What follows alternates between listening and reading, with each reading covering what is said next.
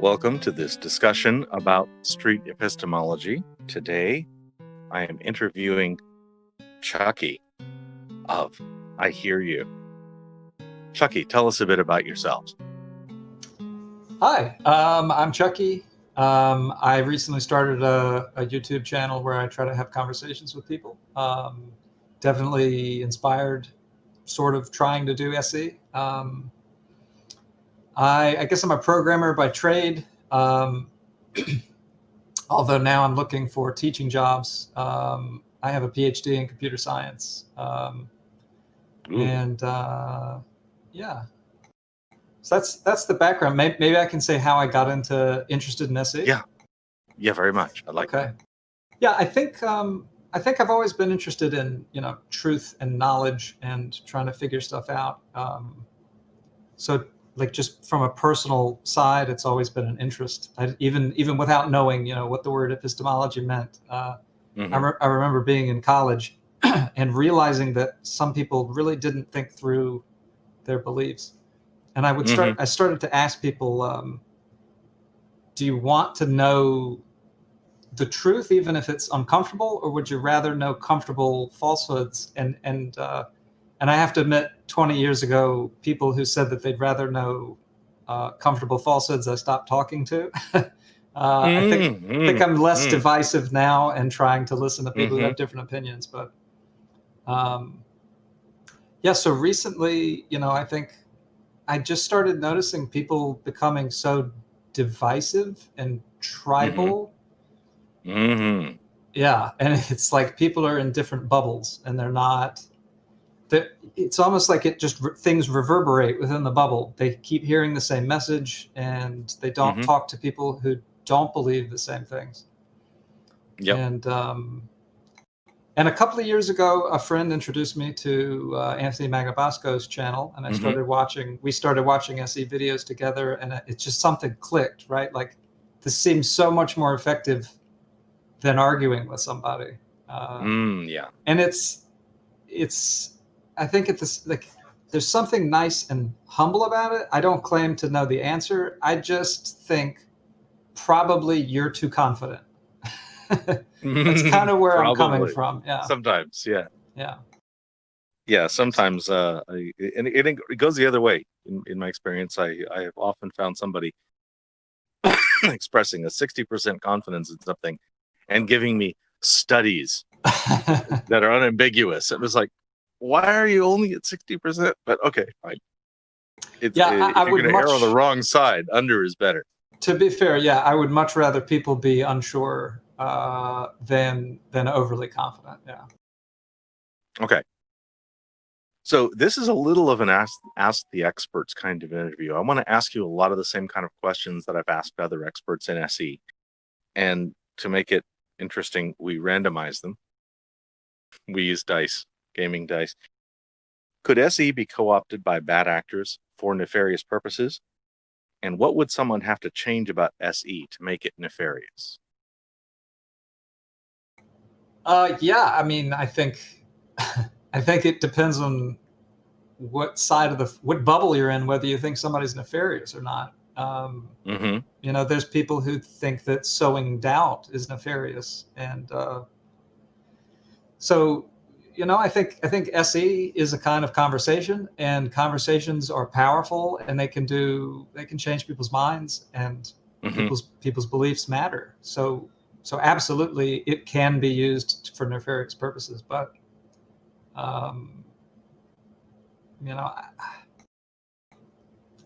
I don't think, my personal claim is that talking things out and trying to figure out, what are good reasons for believing things, I think that's how I want to live my life. So, yeah.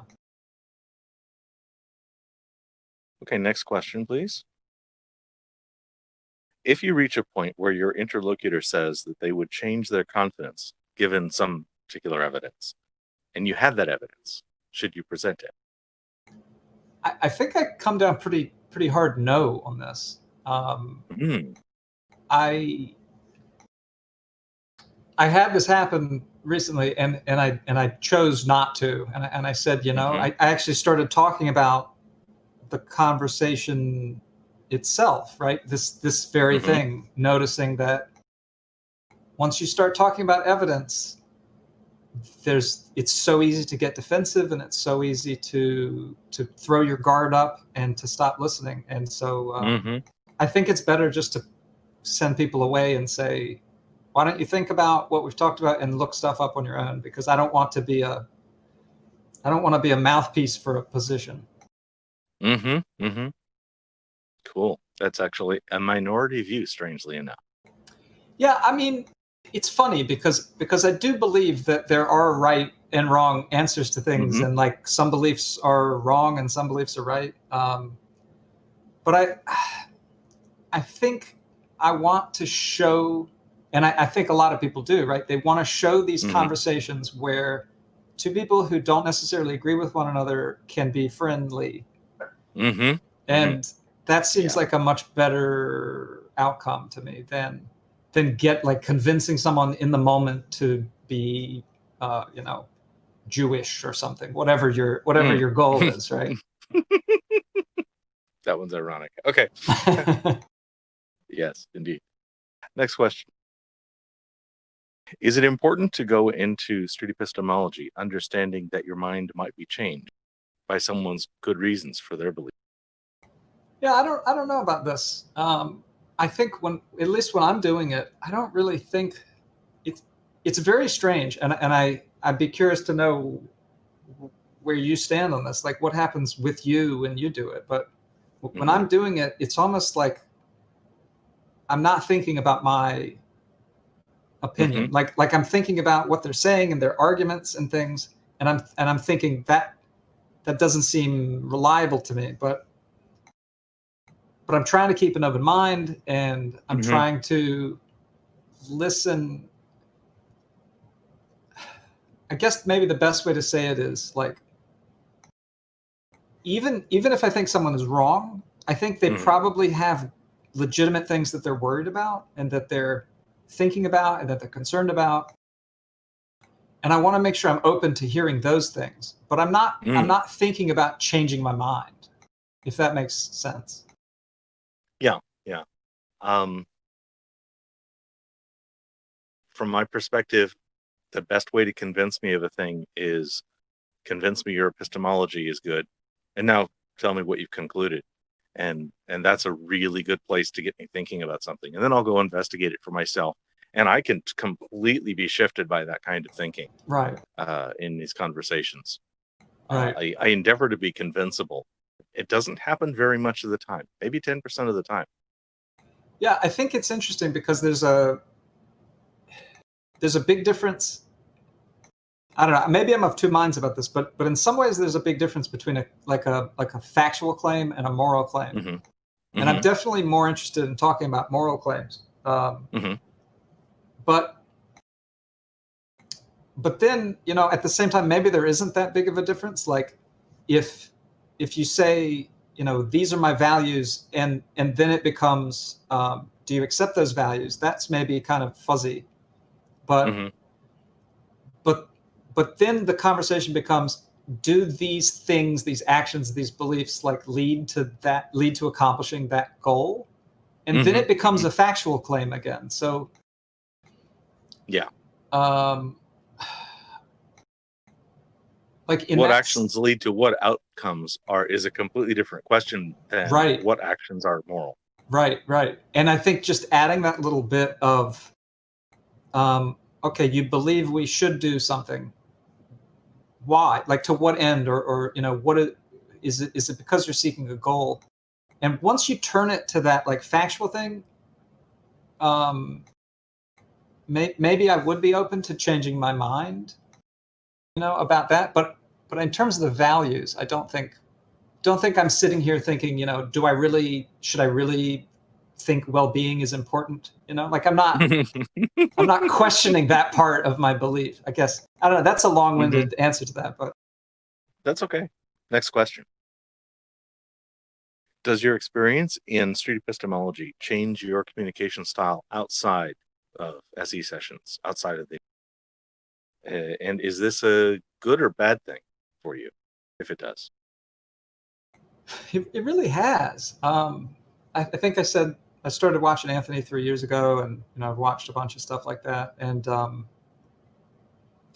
like, yeah, I don't know how much exactly I want to talk about personal stuff, but like going through therapy and talking CBT kind of stuff, like the idea of challenging ideas that you have, feelings that you have, automatic thoughts that you have that might be wrong. I feel like it's kind of pervasive in the way that I approach thinking about ideas and talking to people. So, like just for an example, I watch magic videos with a friend where we watch magicians, right, doing tricks, doing Yeah. and I was going to say, obviously, maybe it's not obvious for some people, but I don't believe in magic. And so there's this sort of assumption that these people are tricking the audience. And the question is, how do they do it? And it's funny how divisive that can be. Like, I'm convinced that they're doing this with a mirror, and she's convinced they're doing this with something else. And it's really interesting and so it's like, okay, this is just another conversation. This is just another claim. And so you stop and you go, okay, I'm making the claim. I think that it's with mirrors. And then it's like, how confident? Well, only 60% confident. And it's this little bit of distance, this little bit of like step back from the experience that you're going through and look at it as a conversation. I really think it changes the dynamic. Like, it makes it less. If you're not fighting for a side, not in the binary, but giving a nuanced position. It becomes two people saying, okay, I feel really strongly it's like this, but I don't know why. Maybe I shouldn't be at 80%. Maybe I should be at 60%. It's and that's just like one little thing, but I feel like it happens in pretty much everything. What is chocolate ice cream better than vanilla ice cream? It could be anything. Right. The crowd is saying CBT for the win. There's definitely.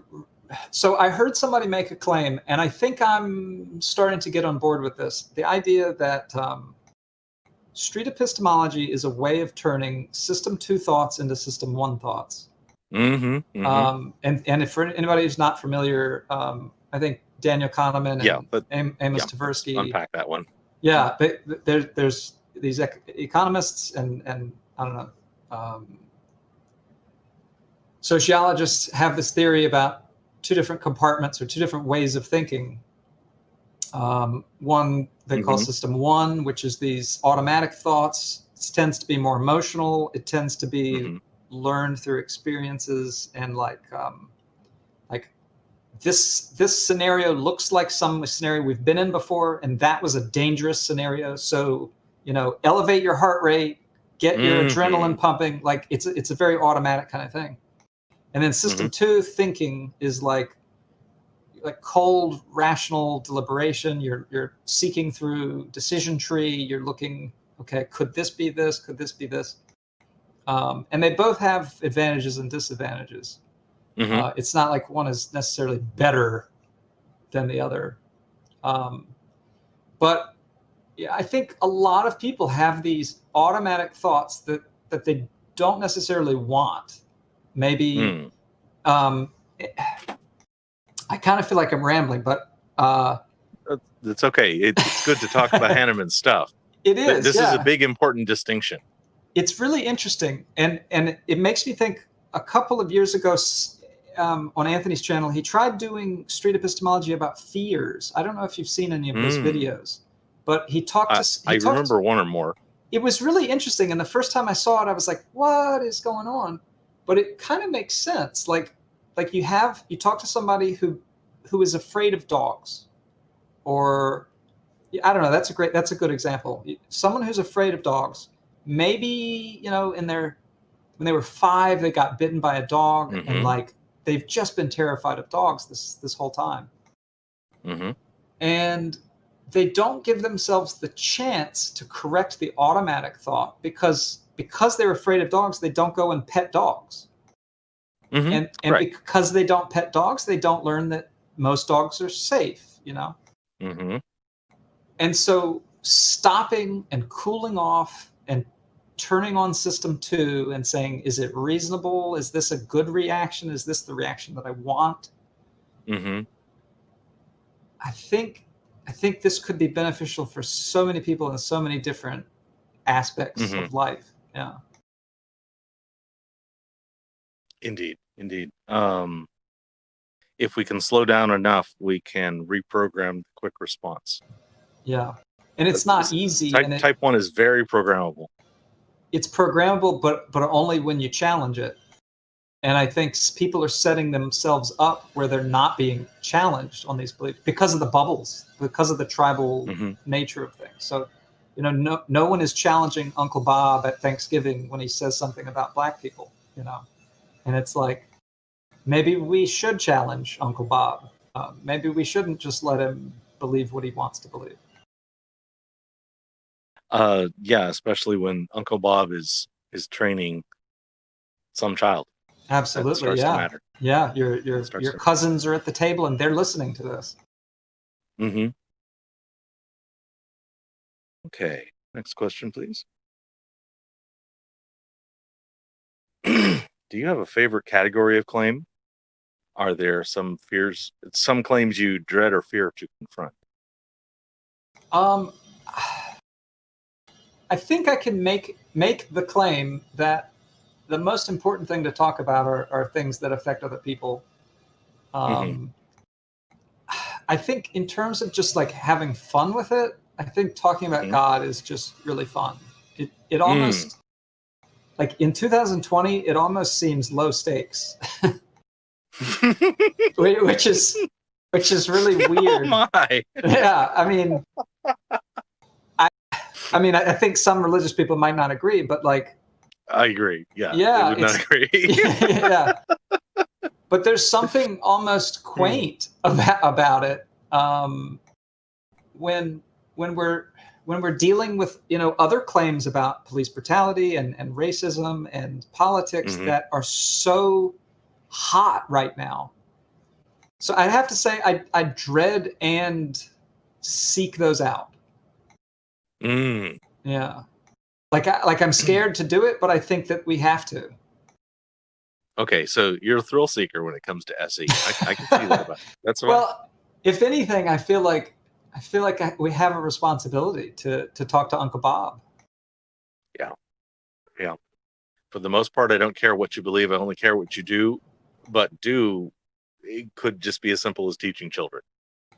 That's Yeah. what matters for me. Yeah, I think I'd push back on that claim that you made up maybe a little bit. Like, I think the kinds of people who believe things for bad reasons tend to believe lots of different things for bad reasons. Yes, they do. But other than that, like, actions are the things that matter. Yeah. Yeah. If somebody's got a whack idea of how electronics work or something, Right. if they're just using the electronics and whatnot, and then they say, "Oh no, it's the magic jujus." Okay, fine, whatever. Right. I don't care. Yeah, no, I mean, I know people who believe in the healing powers of crystals, and if that's keeping them from going to the doctor, that's dangerous. Yeah, that's a thing. Next question, please. When interviewing, do you find it difficult to stay neutral? Under what conditions is your neutrality hardest? Yeah, I definitely did it first. I mean, I've only done something like 10 of these where it's really structured. Mm. I started, I don't know, maybe 6 months ago, trying to talk to my family and in unstructured ways. Well, that's really my goal. Yeah. I feel like, Yeah. I feel like I want to break into these bubbles, and I've got a bubble that I need to break into, Mm-hmm. with, but yeah, like the first interview I did on camera, Mm-hmm. with a friend. That's another thing that maybe is kind of interesting. 9 of the 10 structured interviews I've done, were with people who I'm friends with. Mm-hmm. So all but one of the videos that are on the channel right now are people I've known for 10 or 20 years. Okay. And I hear, maybe I'm getting off topic, but I hear people talking about it's an important thing. Yeah, it's really interesting because people say like it's hard to have SE with your family, it's hard to do SE with your family. Yeah. And I Yeah. I kind of agree, but what's the alternative? It's hard Have to have somebody a else SE your family. conversation. Well, I suppose so. Yeah, yeah. But they're not, I don't want to pick on my family, but like the general idea is that people who are in bubbles don't want to go outside the bubbles. So like they don't seek out conversations with other people. Mm-hmm. And so I kind of think like I want to know the best way of talking with somebody without Mm-hmm. being an attacker. Yeah. It Yeah. definitely helps. Yeah. I think SE with family can be less productive, but there's more at stake, so it's worth it. I think maybe I agree with that. So to And go don't back, practice on your family at first. Practice on other people first. Yeah. I think that's good advice. Yeah. So like when I did the first one on camera and I watched it and I watched it back, I was like, holy cow! I really need to work on my eyebrows. My eyebrows are all over the place. Okay. And it was like they were saying something, and I was like, that is a strange. Okay. All right. Yeah. So I feel like it didn't take long for me to kind of tone the eyebrow thing down and really look at it like, okay, you and I are on a team, and we're going to look at this together. But I see the gray in everything. Like even with this, I kind of think it's important, and I've heard maybe Anthony say something like this about making someone comfortably uncomfortable. Mm-hmm. Like I kind of think there's a point to raising your eyebrows, Mm-hmm. and that people pick up on it and they go, "Ooh, I need to check myself a little bit." Yeah. So I think there's almost Perfect like neutrality is overrated. I think I it's think I about agree. remaining in rapport, remaining in positive rapport. I totally You can agree. get away with a little bit of it. Yeah. Yeah, indeed. When would you abort an Elinkus? So I have to admit, I watched a couple of these interviews, and I had to look up the word Elinkus. I'd never heard of it before. I'm going to take Elinkus, and you correct me if I'm wrong, but I understand it as a conversation. Yeah. It's for this context, it means this part of the structured conversation where one person is specifically asking questions, the other one is answering. Yeah. And it's a dialogue, not more than two. Yeah. Okay. And I guess when I'm thinking about all these things, like I'm thinking about having real conversations with family, right? Because that's, to me, that's like the ultimate. And okay, so yeah, so the idea of sitting down and I'd like to ask questions about your belief. Will you permit me asking questions without like getting into what I believe, for example? So that's kind of okay. Yeah. So I think obviously if the other person's becoming uncomfortable or they're becoming agitated, like I think it's best to stop and say like maybe we should come back to this after, taking some time. Okay. Other than that, I mean it's hard, right? You have to read exactly what's happening because someone might say, no, we need to keep talking about this. And like, you can tell they're upset. And do you take them at their word or do you listen to their body language? You kind of have to make a judgment call. If somebody actively asks to continue, I will continue and I will get back to zero pushback. I want to hear them out completely and I want to reflect back their position completely. And at that point, I'm not going to, if I thought I might had to have gotten out, I can let them talk for as long as they want and keep reflecting back and actively listening and not try to go further down the SE path. Right. Just get to a comfortable, they've been heard out path. I think that seems like a good idea. I've been in situations before where I was like, I kind of think maybe we should stop. It seems to be getting heated. And the other person insists that we continue. And it did not go well. And I wonder, how much of that was me feeling like, oh, we should have stopped. They should have listened to me say that we should have stopped. Like Mm-hmm. so maybe really toning back the because kind of how I see these things are, because I don't really I don't want to say like I am an SEer. I don't like Mm-hmm. groups of people really. I Mm-hmm. just think it's a valuable idea, and so I'm thinking of it in terms of like a conversation, and thinking of it in terms of like I want to listen to them, and I want them not to get defensive, and I also want to push back. And there's something valuable just about explaining your idea to someone who doesn't automatically agree. Like, even if they don't push back, even if they just Mm-hmm. say, huh, that's an interesting idea, I think that can Mm-hmm. be valuable. Mm-hmm. Yeah. I think you've pushed me up the scale a little bit. I think maybe you can continue, but maybe you should dial back the aggression. Mm-hmm. Mm-hmm. Mm-hmm.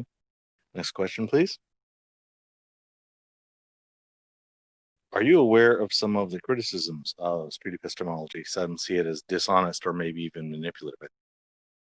It's sowing doubt is one of them. And if you do you think there's some merit in any of those criticisms? Yeah, it's really interesting because yeah, I was watching Anthony, and I was watching Reed and Tyrone Wells, Mm-hmm.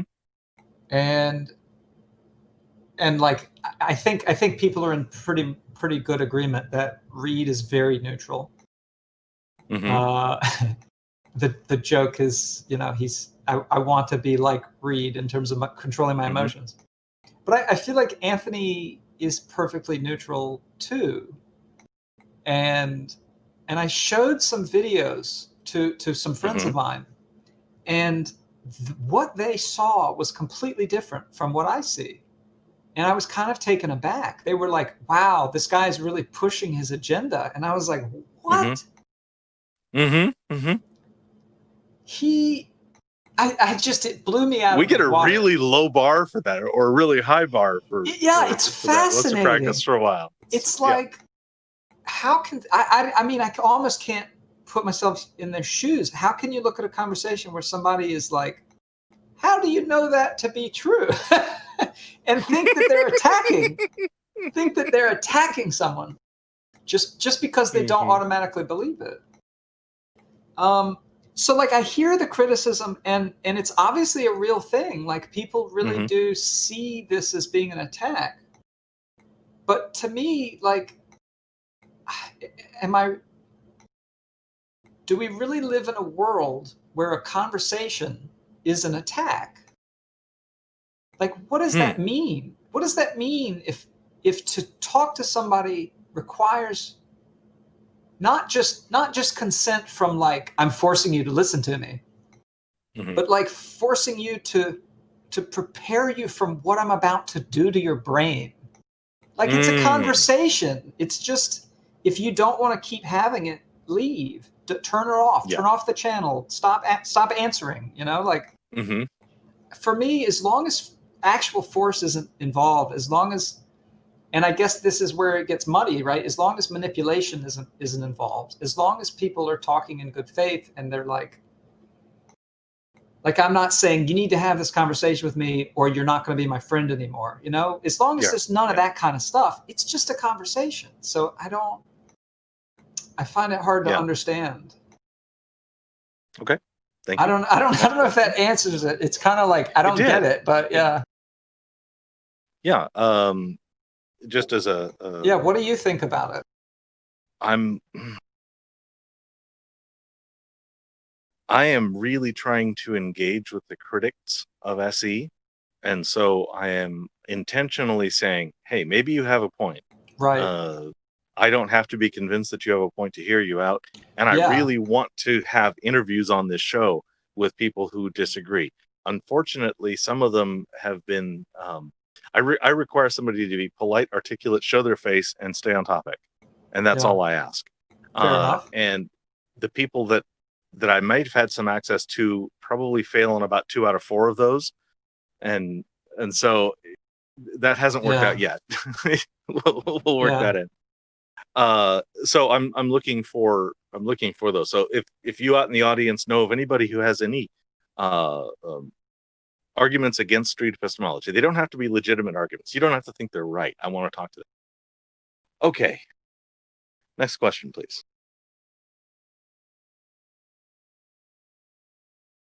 What is the worst result you've experienced in NLing?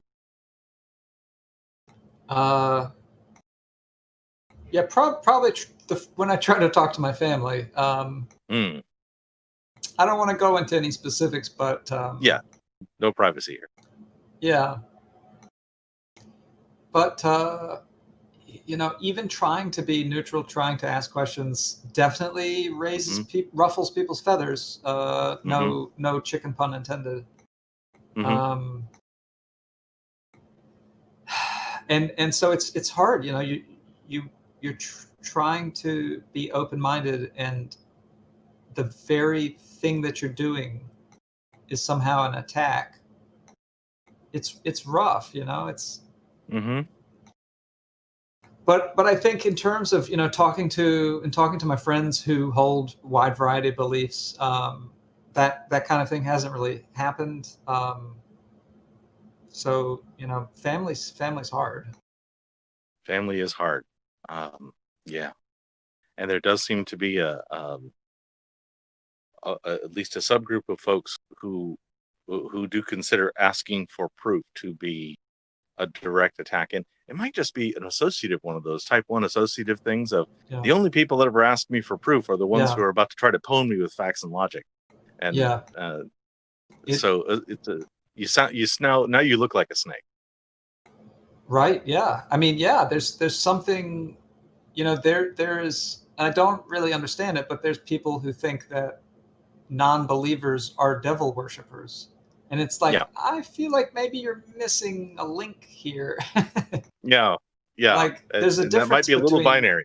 right, yeah. There's a Yeah, difference between not being convinced and believing, the opposite. I don't know.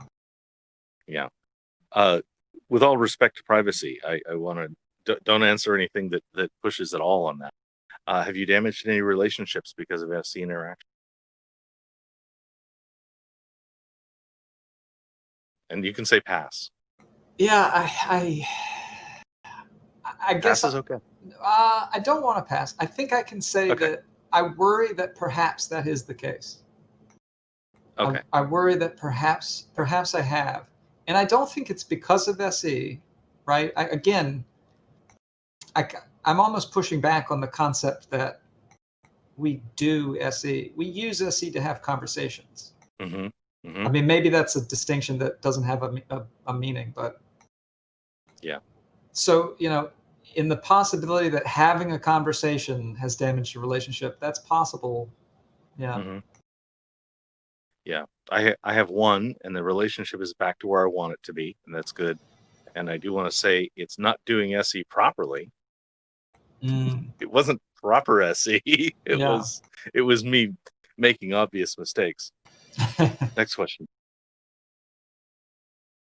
How often, when doing SE in public, do you have a reasonable fear or an unreasonable fear or stage fright? That's a 3-part question. Yeah. So for public, for me is right. All of the structured SE I've done have been recordings, no live interviews, nothing out on the street. Mm-hmm. I didn't start this until COVID, so Mm-hmm. um, if the question requires that I go out into a park to do this, I can't answer it. But in terms of Okay. having a conversation with somebody on a video, calling them up on Zoom and saying, "Hey, let's talk about your deeply held belief." Um, Mm-hmm. I was worried about it at first. I was worried I wasn't going to know what to say. I was worried that they were going to get mad. And by and large, it hasn't really happened. I mean, the videos that I've been putting up are like 30 minutes to an hour and a half. And Mm-hmm. almost all of the conversations actually went on for like 3 hours. Oh, And yeah, and because they the became edits don't less. show. Well, no, no, no. I didn't cut from the middle. I cut from the end. Yeah, you know what I Okay. mean. Like the conversations became less SE and more, let me Mhm. tell you what I think, and how does that work with what we knew about each other 10 years ago, and stuff like that. Mhm. And I there's something, I think the fear that I had mostly was unjustified. Like Mhm. like people are looking. I can't say all people, certainly not all people, but many people are looking to be heard. People are looking to understand where people are coming from. I think Mhm. most people want to talk in good faith. Mhm. Mhm. So I yeah, hope so. there was fear, but I think it was unjustified. Good. Good. Um, I've unmuted the room. If any of you would like to voice your own questions, please throw in. I've been hogging Chucky the whole half hour, so now I want to open up to the room. And you can also type your questions in the chat if you'd like to add. Next question, please. What would you accept as a miracle? That's an interesting one. Um, I mean, I think talking about the definition of miracle maybe isn't so interesting, but like, how about maybe what would convince me, or what would push me up the scale that maybe there's a God or something like that? Okay. Because I think that's maybe what is the question's getting at, or Yeah. who knows? It's Yeah. it's what would you basically what would you accept to reconsider that the natural order is all there is, or Right. kind of Yeah. materialism or something? I um I think honestly, like just a prediction that's repeatable. It doesn't have to be anything complicated. I feel like if I was trying to think this through, because I think this is a new idea, but imagine the Bible had like an appendix, and the appendix Hmm. was a list of numbers, Hmm. just a list of numbers. And when you sit down to test the Bible, February, what month are we actually in? August of 2020. August. And Hmm. there's a little thing that says August 2020, 10, 8, 3, 1, 7. And then you get out a pair of dice and you roll them Hmm. and you get those numbers. Mm. I'd be like, this Bible is great. I'm convinced. Hmm. And then it works the Okay. next month, and it works the next month, and it works the next month. I would be a Ooh. Christian. I would be a Christian immediately. Okay. All right. That's a good answer. I like that answer. Does the name I Hear You come from How to Have Impossible Conversations or somewhere else? It doesn't. I hope I'm not stepping on anybody's toes. I haven't read any of the books. Okay. I hear you. I noticed that I just started saying this a lot more recently. Yeah. It seems a little bit disarming. It's not. I don't disagree. I don't agree with you. It's just I want you to know that I'm listening. Hmm. Okay. Thank you. Next question. Is it like a trademark or something? Should I be worried? No, not at all. It's a subchapter in Oh, I Impossible see. Conversations, and it starts with it's about active listening and using the Yeah. term I hear you for exactly what you're Yeah. Okay. using it Great. for. Yeah. So you can't copyright facts. uh I'm very interested in how rapport works in different cultures, in different parts of the world. You're on the East Coast. Have you ever lived anywhere else far enough of the time to notice a difference between different cultures in what it takes to build rapport?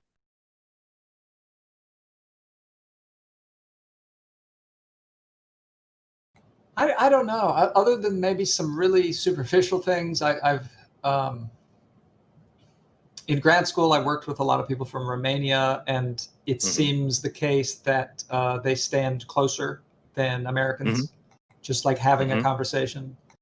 Um, and so like that would play a role if you were having live conversations as opposed to recorded Hmm. conversations. Okay. But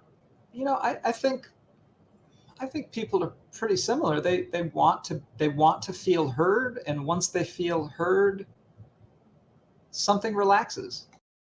Hmm. You are a counterexample in that I was basing what I observed of your rapport mechanics to assume that you were on the West Coast of the US. Huh. What was it about the videos that made it seem that I was West Coast? The conciseness, and maybe this is being in a technical field or computer science that would lead you to that. And I find that a difference on West Coast versus, I know, Central. And I'm actually rethinking that maybe this is city versus rural. I think I maybe push back on that idea a little bit. I Okay. think there's definitely an artifact because the conversations I'm having are structured conversations in the middle of larger conversations. There's editing going on. I'm honestly editing out the rapport building. I see. Like I spoke to somebody who I literally hadn't spoken to for 20 years. We went to college together, and you know, how do you feel about cursing? I should have asked that earlier. How do you? Oh shit! I said fuck. Okay, yeah. At this point, I've wasted more time than I would have saved. But I was going to say we shot the shit for 10 minutes, and I just cut it out because I want to focus on the claims and the analysis. But I can only afford to do that because these are people I know, and we have conversations about the videos. And it's like, how do you feel? Am I representing you? Like we can have back and forth about that. Whereas, like if you go to a park, you don't want to misrepresent them, and maybe cutting out part of the interview is they might consider misrepresenting them. So yeah, sometimes.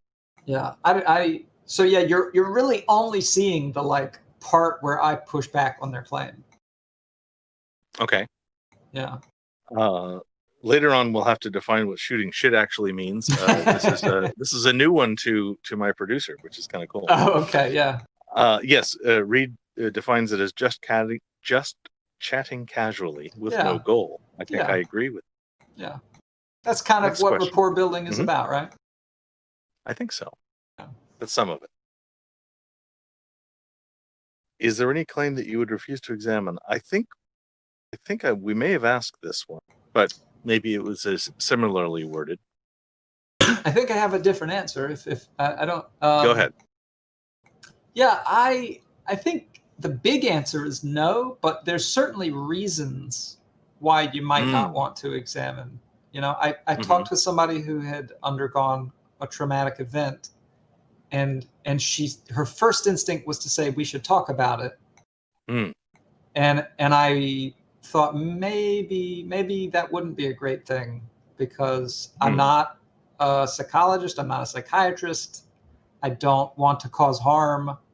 And if I push back on a belief about a trauma that you experienced, like that might actively cause harm. So I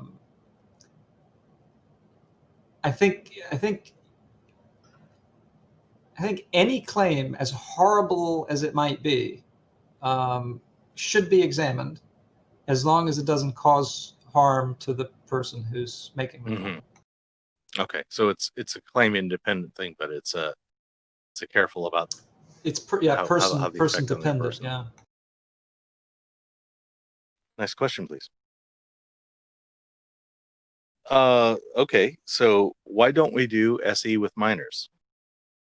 Seems a bit of a loaded question. You're assuming my answer.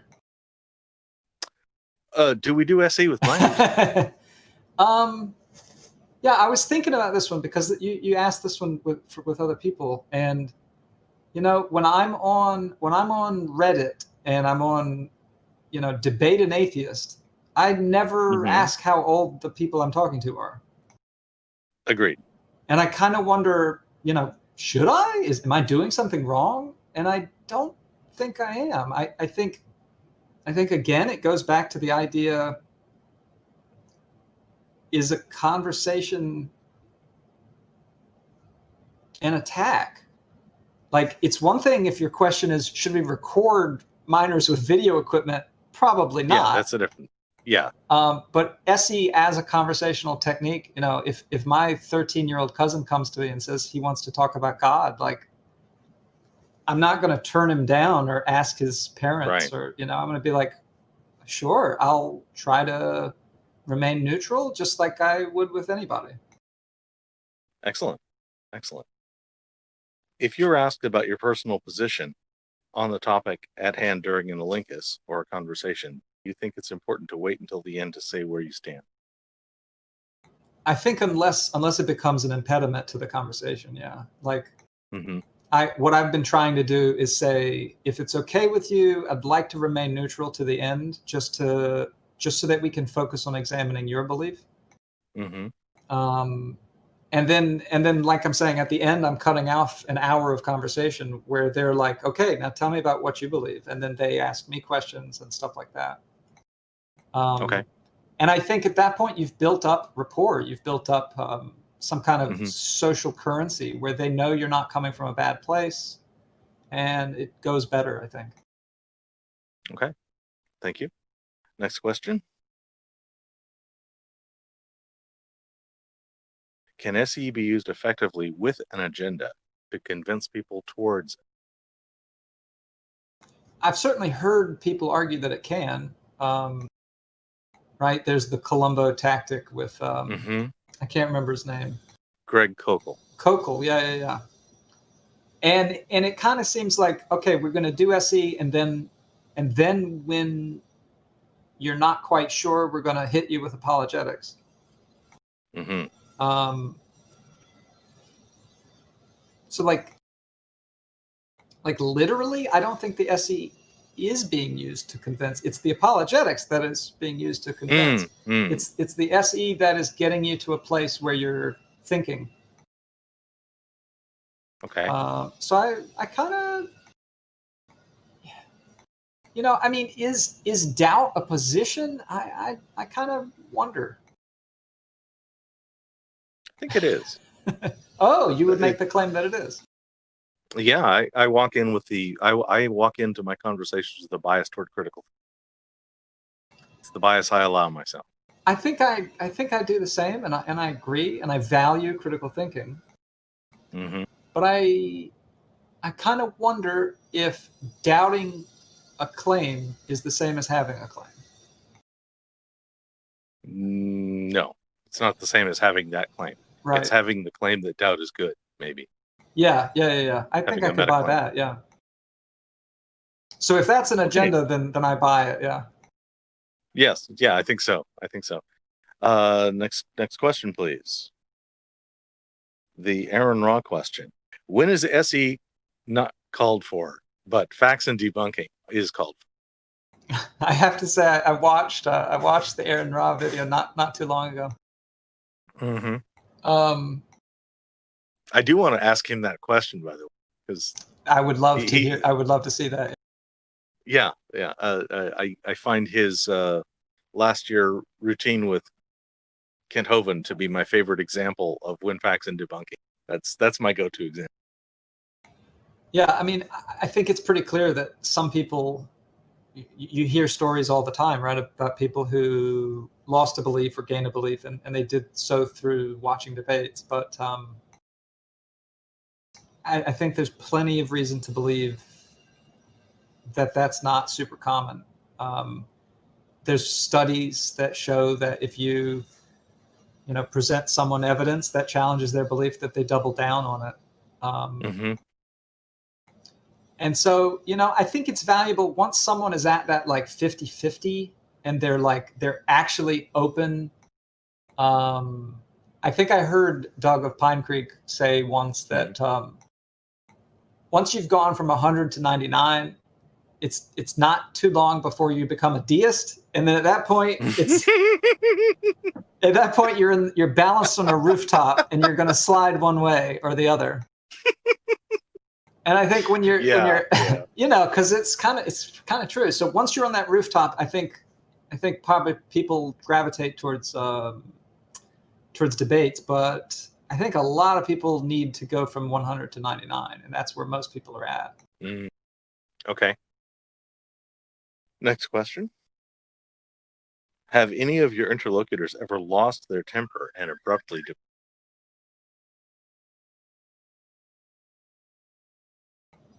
Yes, with Okay. with my family. Yeah. Yeah, I don't want to get any details. Yeah, yeah. Nothing Yes. that's up on YouTube. So if you're interested in that kind of a content, it's not up there. Yeah. Yeah, we're not looking for that kind of content. For myself, I was watching Anthony and Reed and all the others for years, and I Yeah. assumed that what I was seeing was the best 10%, Yeah. and that there must have been a whole lot of ugly, horrible scenes that they didn't show us. And I've been Yeah. disabused of that notion. I think that maybe the other More like direction. 90. Yeah, that the report goes well 90% of the time. Yeah. Yeah, I could Nice believe question. that. Yeah. Yeah.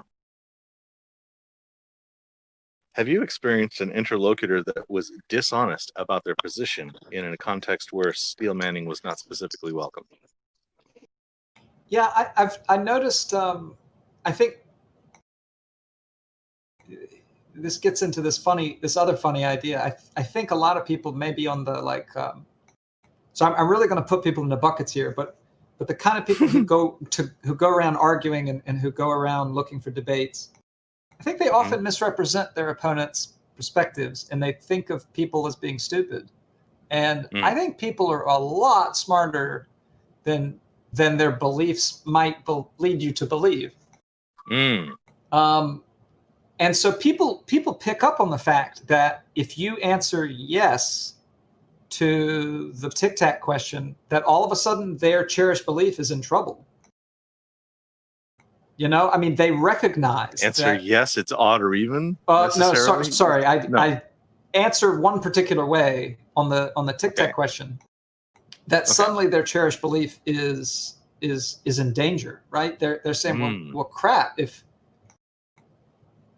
I'm willing to say that there's definitely an odd or even number of tic tacs, like I can't also say all religions are true. They know it. I mean, they see it, they understand it, and so at that point, I think they go, oh well, maybe odd and even is just a construct in our mind, and so they, it happens. I mean, and I think I've seen several. It's seen many examples of it. It's quite befuddling to me. Yeah, and I think at that point, like honestly, I would be done. You know, I mean, they're at the point now where I'm not sure I can do anything else. Like they have to realize, or not realize, but decide: do they value truth? And maybe that. I think there's a Near. Did you have a question? Yeah. Hey there. Big fan of your channel. Awesome. So I was curious. It seems like pretty much all of the videos that you have up are like, I get the impression that they've been like scheduled. Like you and someone else had a talk beforehand about, hey, do you want to come on my channel? And do you find like the difference between a scheduled SE session and like a spontaneous one to be significant? Like, do you think people do a lot of thinking and preparation before they enter a conversation with you? Yeah, it's been really interesting. I'm going to talk around your question at first, but like I sort of started wondering, okay, what is happening with setting up these interviews? And I made a spreadsheet, and I had to ask 50 people directly to get 5 published interviews, which is kind of wild, you know, like I don't quite know what to make of it. Did you get 45 rejections? No, I got quite few rejections, and a lot of people who were just like, yeah, let me think about it. Or I'm really shy about being on camera. You know, which I guess you could consider a rejection, but like they seemed interested in doing it. They were just nervous. And so, you know, there's certainly a self-selection bias going on, which is what I was trying to get to. Like the people who did agree to talk, they were confident enough in their belief, and that they were also willing to look silly on the internet I mean, not that I think I made them look silly. I hope that intention is clear. I don't want to make anybody look silly, but that's certainly a worry, right? If you talk in public, people listen to you and you might say something stupid. So that self-selection bias is strong. There's something interesting about the people who are willing to have conversations on video. So I've started to be like, hey, look, we don't have to do it on video. If you want to have a private conversation, that would be fine. And some of those conversations have been so fascinating. Like, I can't put them up because they're private conversations, but they're still SE, and they still get people to look at the ceiling spiders, you know? I don't know. Does that even answer your question? I feel like maybe I missed it. Yeah, no, that was that answered a good portion of it. I think partly what I was asking was just, do you feel like people prepare for the conversation more than they would if it were spontaneous? Yeah, I don't know if I'd go so far as to say prepare. I think the big thing is that a lot of people ask themselves, what do I believe that I'm willing to defend to another person? And I think, honestly, this is a claim. I'm about to make a claim, but the most reasonable people aren't in the business of making claims. So it's kind of hard to I don't know. It's very hard to get somebody to be like, I'm going to lay down my reputation and I'm going to make a claim and be asked questions about it.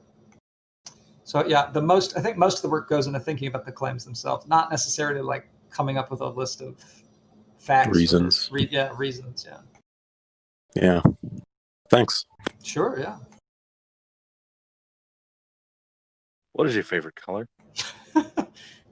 Red. Thank you. Next question. If anybody else would like to pop up, you can unmute yourself. I think I saw Pasta Mike pop in here for a moment. Anybody has any questions they'd like to add to Chucky? Hey, I just wanted to say I love you guys, and I think what you're doing is awesome, if that counts. Yeah, thank you. Yeah, thank you for that.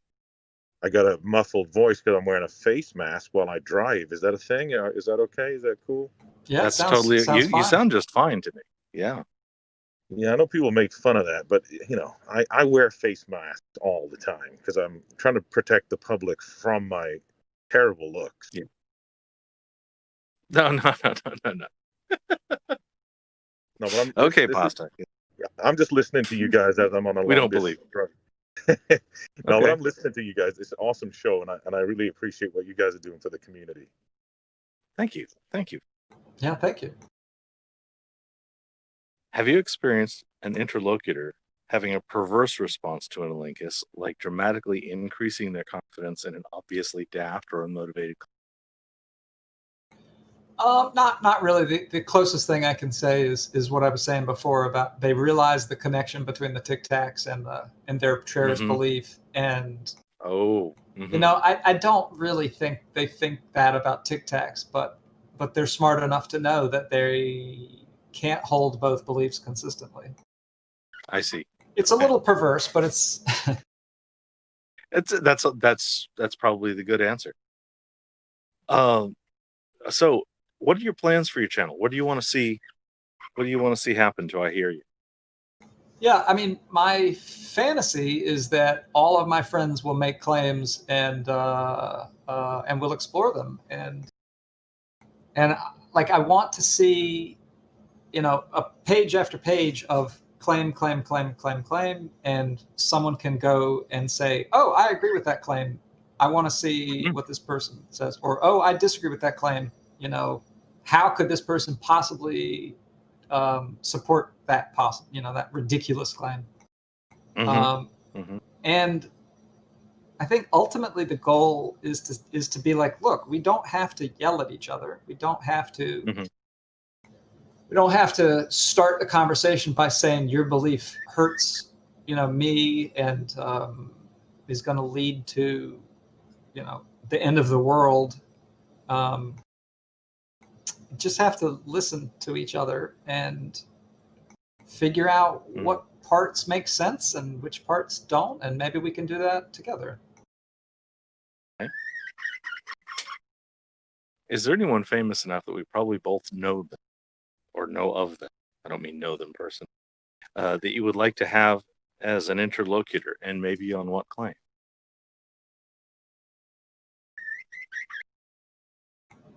My gut says yes, anybody famous, but I think people who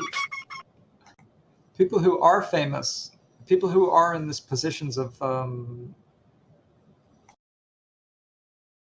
public personas, I think they know very well that the things that they say matter. And I wonder if it would be possible even to have an open and honest conversation with someone who's in the public eye. Like, I've seen a couple of examples of street epistemology with actual, like published apologists. And I this is a claim on my part, but I get the feeling that maybe they're not being as honest as they could be, because they've already thought through, 50 feet down the conversation. They know where this is going to end up if they say X instead of Y. So yeah, I guess my answer is anybody, if they're actually willing to have a real conversation. The president of blank. And is there anything else that you would like to talk about today? Do you have any advice for me in what we're doing, or any plan? If I have any advice, I'll share it to you afterwards over text, maybe. Okay. Thank you. I appreciate that. Yeah, but I think otherwise, I'm just interested in getting feedback about what I'm doing, about conversations. I think if there's one idea that I want to evangelize, it's the idea that I almost think it might even be dangerous to think we're doing SE. We're just having conversations using SE. Okay, and so the distinction is maybe not being so pure on the form, or what is the difference between doing and having this as a tool in another doing? The distinction is it's just a conversation. It's just, we talk to people every day. On the bus, a woman will say to you, I can't believe we've got to wear masks. And how you choose to answer her is, there's so many different ways to do it. And one of the ways you can do it is neutral, without trying to preach, is trying to raise doubt, is trying to get at the epistemology of where she got to that belief, as opposed to, you're wrong and here's why. And so in the end, it's like, it doesn't have to be a hobby. I mean, I love that it is, and it is a hobby, but it doesn't have to be a hobby. It's just how we talk to each other. Yeah, for me, this is a hobby that's changing how I communicate. Yeah. It's improving my communications. Yeah. And I want to hand off what I know about it and then stop doing it full time. I expect that my channel's probably got about a 12-month main lifespan. Interesting. But I'm not intending to try to make it a lifelong thing. But that also means I'm allowed to work on it harder than I would if it were a really long-term goal. Yeah. I think in some sense that the channels are there as a way for people to see that this is possible and to see how to do it, and what really matters is, okay, what happens when that lady on the bus says something ridiculous? What do you do? Yeah, indeed. I had one last-minute question from the audience. What is your favorite band? I guess if I had to pick one, maybe Paul Simon. Okay. Yeah. And I know you did not say and Garfunkel. Noted. Yeah. Okay. Thank you very much for coming on the show. This has been Chucky with I Hear You, a brand new channel. I'm very excited about it. Very excited. Very excited. He's Thank you one very of the much. 12 that are part of my recommended SE channels. Here's another 5. And if you go to my promoted channels on the YouTube channel, you'll find I Hear You, and really any other SEer that I find that is that doesn't scare me. If you're really into SE and you want to understand more about this method, my favorite place where all this is collected is streetepistemology.com. It's got various wikis and community built resources all in one place. And this is brought to you by Street Epistemology Internet. If you would like to be a guest on my show on discussion about SE or any of the other categories that we do shows on, if you'd like me to look at your claim, if you'd like to try to have me steelman your claim, even those are all okay, then I would like to hear from you and we can schedule you. Thank you. Bye-bye.